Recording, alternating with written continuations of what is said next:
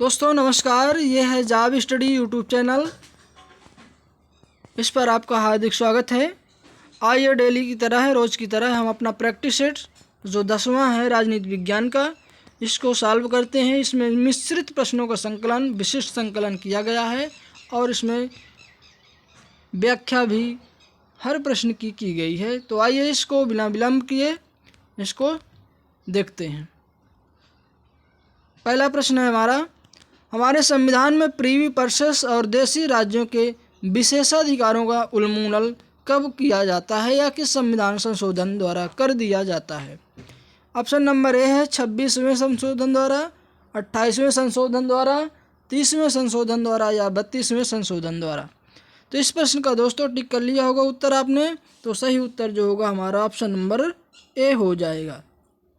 दोस्तों हमारे संविधान में जो है प्रीवी पर्सेस और देशी राज्यों के जो शासकों के विशेषाधिकार थे वो 26वें संविधान संशोधन द्वारा जो है 1971 के माध्यम से समाप्त कर दिए गए थे। इसके द्वारा दोस्तों अनुच्छेद 291 और 362 को समाप्त किया गया था, जबकि अनुच्छेद 363 का को जोड़ा गया था। तो इस प्रश्न का हमारा सही उत्तर ऑप्शन नंबर ए सही होगा। दूसरे प्रश्न की ओर बढ़ते हैं। भारत में पुर्तगाल का कब्जा अंतिम रूप से किस वर्ष समाप्त होता है? ये प्रश्न है हमारा। तो ऑप्शन नंबर 1950, बी नंबर है 1963, सी नंबर 1947 और डी नंबर 1961। क्या सही है? आपको इसको परीक्षण करना है और बताना है कि कौन सा ऑप्शन सही होगा।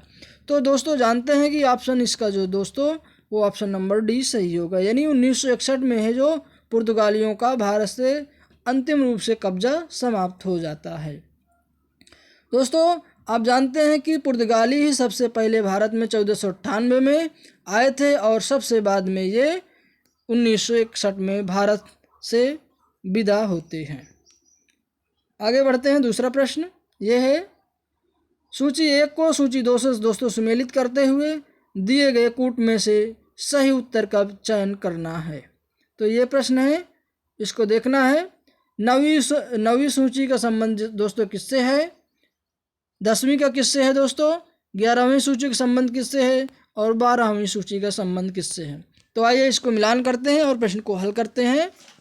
तो 9वीं सूची का संबंध दोस्तों जानते हैं कि ये पहला संवैधानिक संशोधन था जो भूमि से संबंधित था, 1951 में किया गया था ना मित्रों।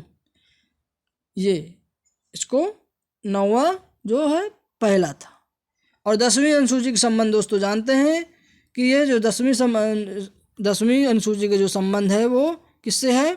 तो ये कौन से संविधान संशोधन से? तो ये 1952 में एक संविधान संशोधन हुआ था, दल बदल से संबंधित था, तो संबंध इसका इससे हो जाएगा, यानी कि इसका जो है 10वां संविधान संशोधन संबंध रखता है। नेक्स्ट है 11वीं अनुसूची का दोस्तों संबंध आप जानते हैं कि 73वें संविधान संशोधन द्वारा किया गया था, जिसमें से ग्राम पंचायतों का उल्लेख मिलता है। और 12वीं का दोस्तों आप जानते हैं कि 74वें संविधान संशोधन 1974 में हुआ था, 1992 में किया गया था, जो जानते हैं आप कि इसके माध्यम से नगर पालिकाओं की व्यवस्था की गई थी। तो इस प्रश्न का दोस्तों सही उत्तर हमारा ऑप्शन नंबर जो है ए हो जाएगा, यानी ए का 3, बी का 4 और सी का जो है 1 और डी का 2 सही उत्तर होगा। आगे प्रश्न देखते हैं दोस्तों। सर्वोच्च न्यायालय ने किस वाद में यह निर्णय किया कि संसद भारतीय संविधान के मौलिक स्वरूप को संशोधित नहीं कर सकती है? किस वाद में यह निर्णय किया गया था कि संसद जो है संविधान का जो मौलिक रूप है उसमें तनिक भी या संशोधन नहीं कर सकती है? तो जानते होंगे इस प्रश्न का उत्तर दोस्तों। इसका जो सही ऑप्शन होगा हमारा ऑप्शन नंबर बी, यानी केशवानंद भारती बनाम केरल राज्य 1973 में ऐसा वर्णित किया गया था संसद द्वारा कि संविधान में जो संसद है मौलिक रूप से संशोधित नहीं कर सकती है। आगे बढ़ते हैं दोस्तों। अगला प्रश्न ये रहा अपना, संघ लोक सेवा आयोग की उत्पत्ति संबंधित है। यानी संघ लोक सेवा आयोग की जो उत्पत्ति हुई है किस अधिनियम के द्वारा की गई है? 47 के अधिनियम द्वारा, या 1930 के अधिनियम, या 1919 के अधिनियम, या 1909 के अधिनियम के माध्यम से? तो इस प्रश्न का सही उत्तर हमारा ऑप्शन नंबर जो दोस्तों सी हो जाएगा, यानी 1919 के अधिनियम के माध्यम से संघ लोक सेवा आयोग की स्थापना की जाती है।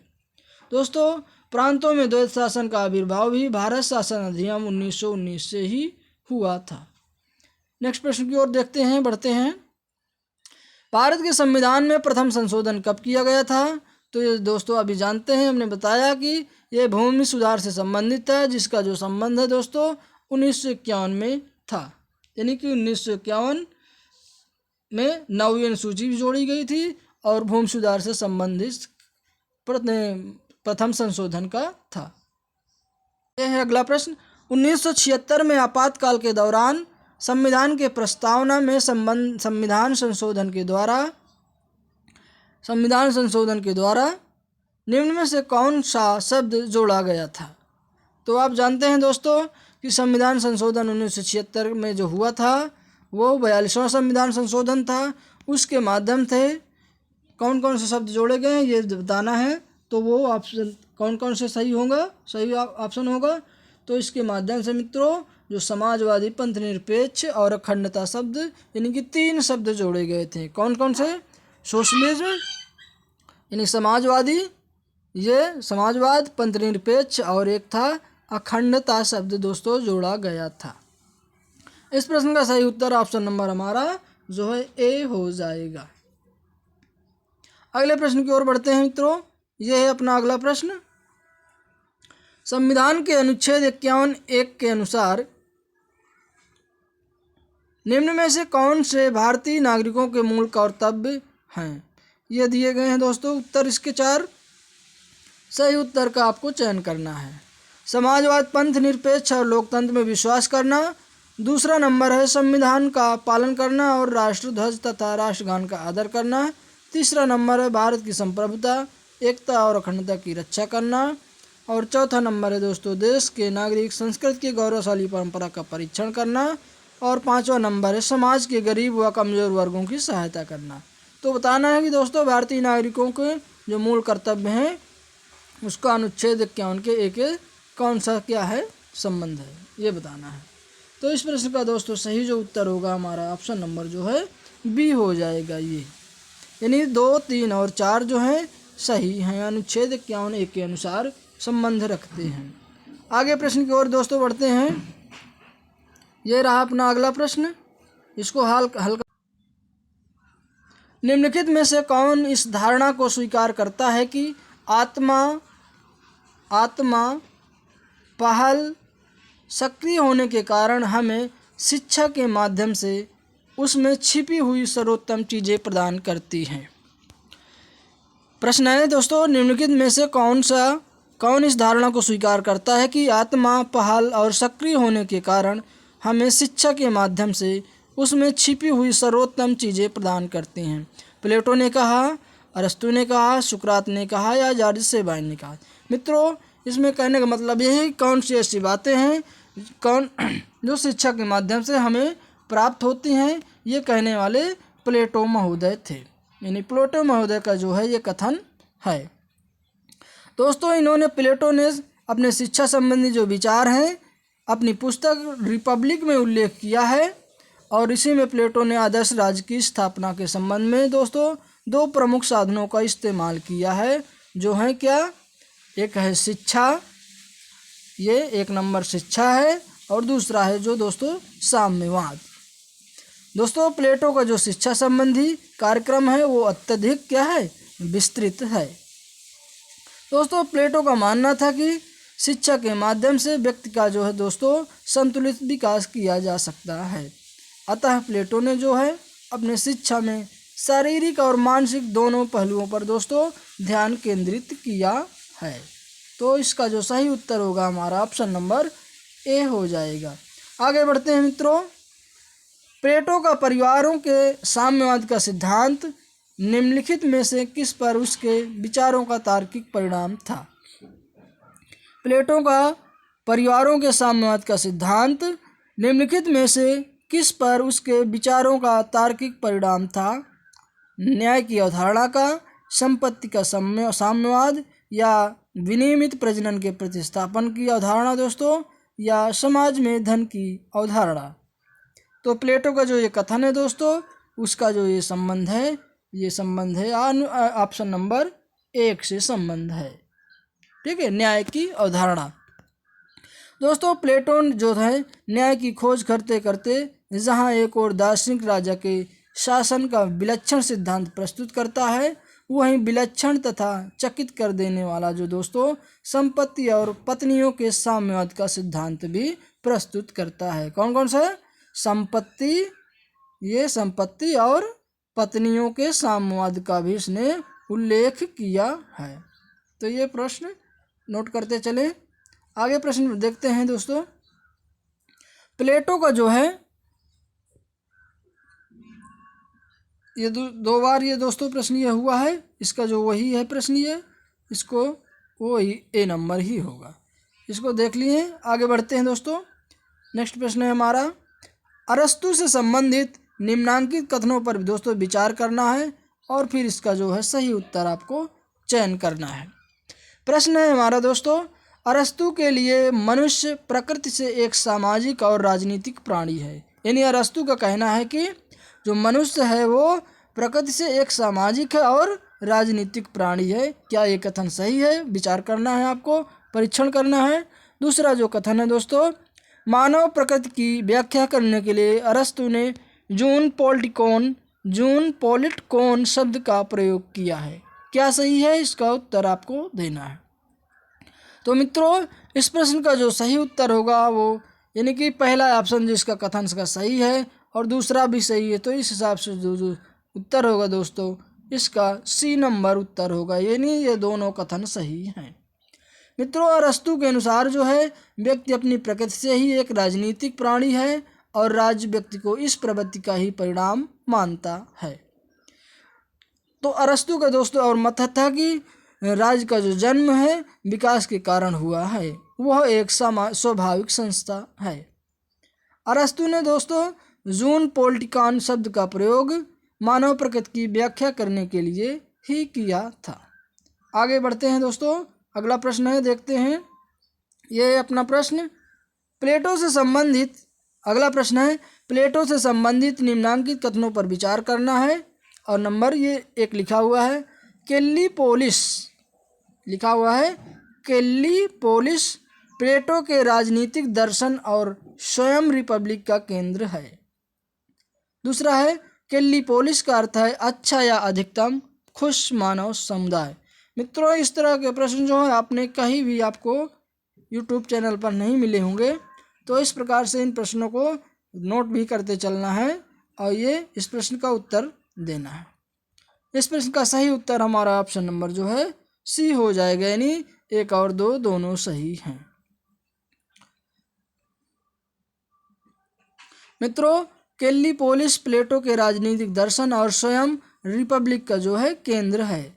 कैल्लीपोलिस का जो शाब्दिक अर्थ होता है दोस्तों अच्छा या अधिकतम खुश मानव समुदाय होता है। आगे बढ़ते हैं, प्रश्न हल करते हैं। इनमें से किस विचारक के लेखन में प्रथम बार द्वंद्वात्मक पद्धति का है प्रयोग हुआ है? कौन सा ऐसा विचारक है जिसके लेखों में द्वंद्वात्मक पद्धति की महक आती है या द्वंद्वात्मक पद्धति के विचार शामिल हैं? तो ये बताना है आपको।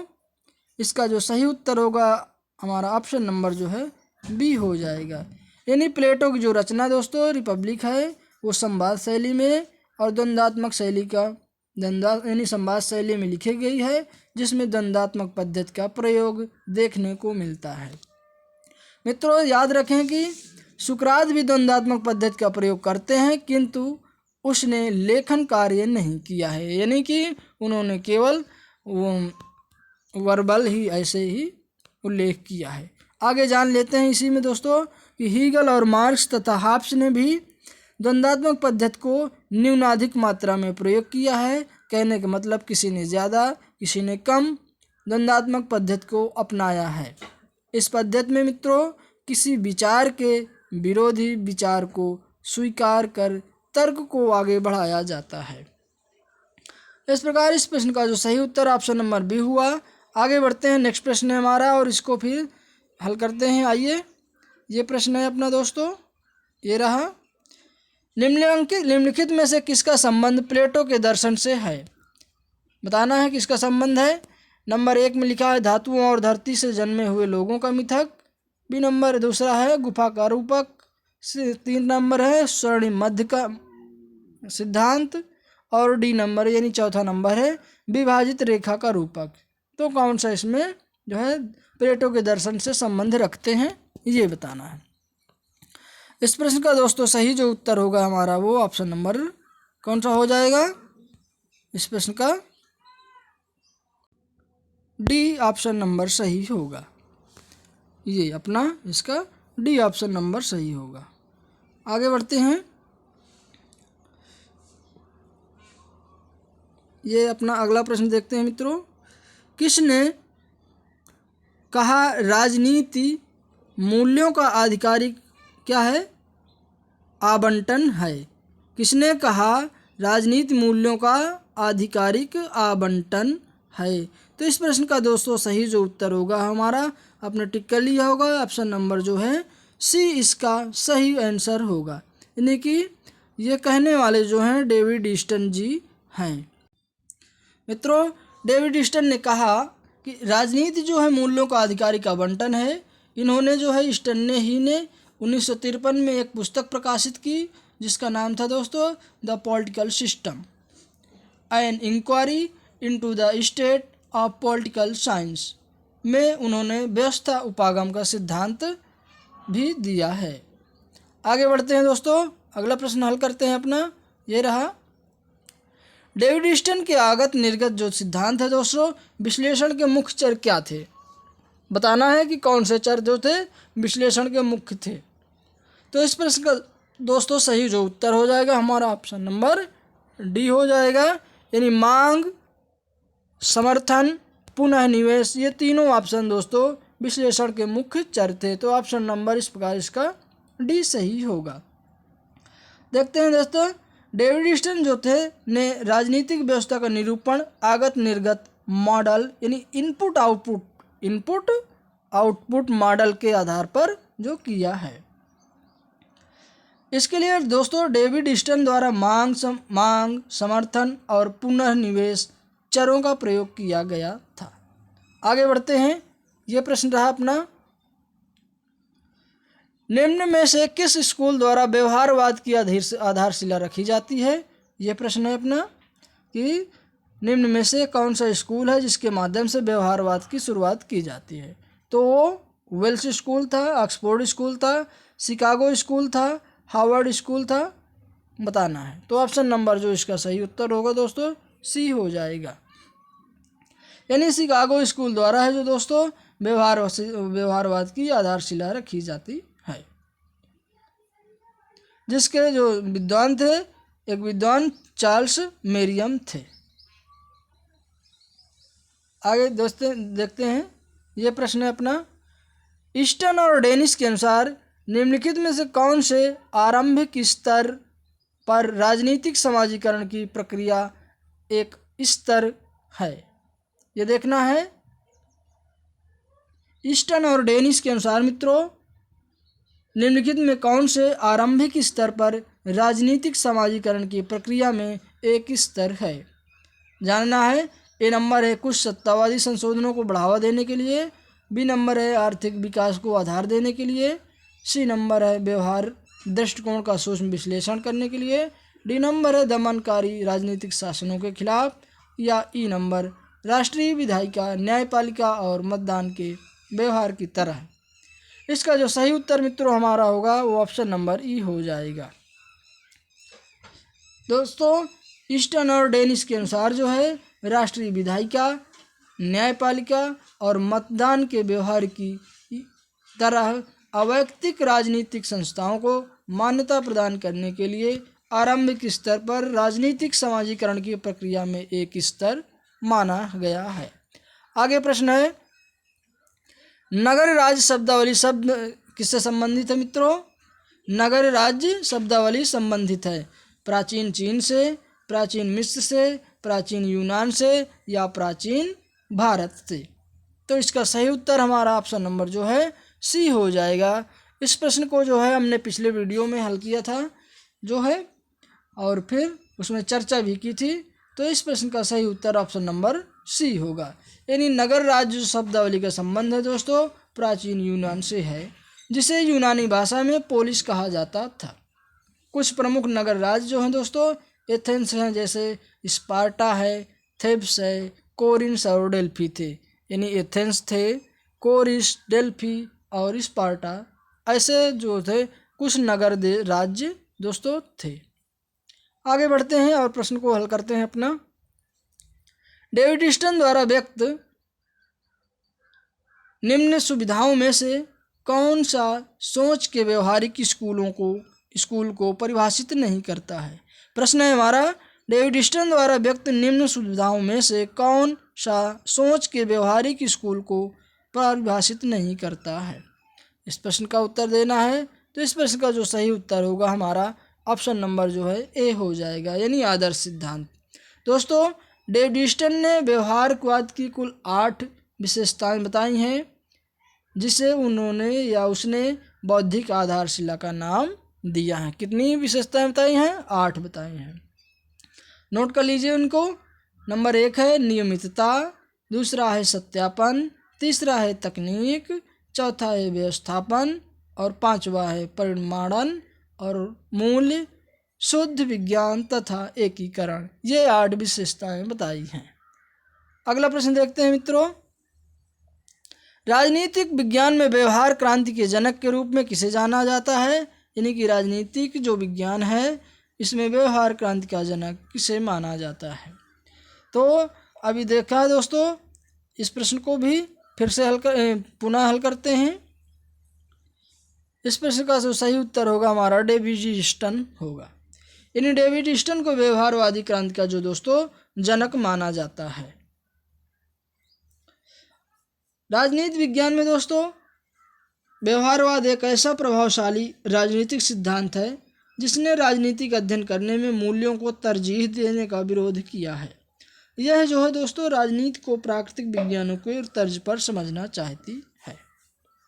इस प्रश्न का सही उत्तर इस प्रकार हमारा ये हो जाएगा। आगे बढ़ते हैं। नेक्स्ट प्रश्न है ये, निम्न में से कौन सा लोक प्रशासन पर विधायी नियंत्रण का तरीका नहीं है। निम्न में से कौन सा ऐसा है जो लोक प्रशासन पर विधायी नियंत्रण का तरीका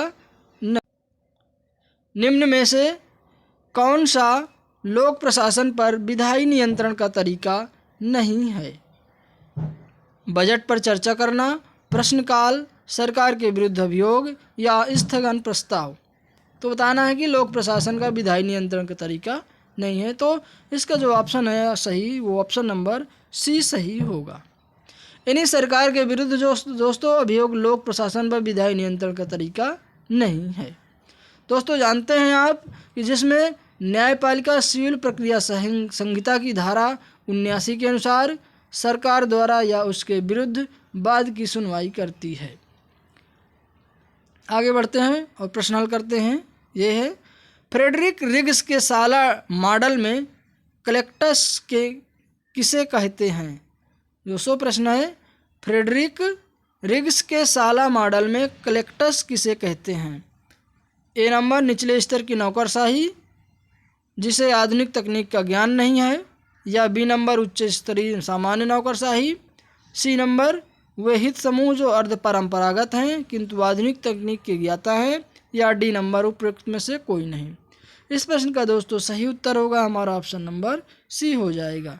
यानी फ्रेडरिक रिग्स के साला मॉडल में कलेक्टस को क्या कहते हैं, तो वो कहते हैं वे हित समूह जो अर्ध परंपरागत हैं किंतु आधुनिक तकनीक के भी जानकार हैं। इस पर अगला प्रश्न है और इस प्रैक्टिस सेट का अंतिम प्रश्न है मित्रों। तो प्रश्न है, भारत में वर्तमान लोक सेवा निम्नलिखित में किस प्रकार की नौकरशाही का नया संस्करण है। तो अभिभावक नौकरशाही का, योग्यता मूलक नौकरशाही का, या संरक्षक नौकरशाही का, या जातिगत नौकरशाही का। इस प्रश्न का सही उत्तर हमारा ऑप्शन नंबर जो है बी हो जाएगा। यानी भारत में जो वर्तमान लोक सेवा योग्यता समूह है वो नौकरशाही का नया संस्करण है।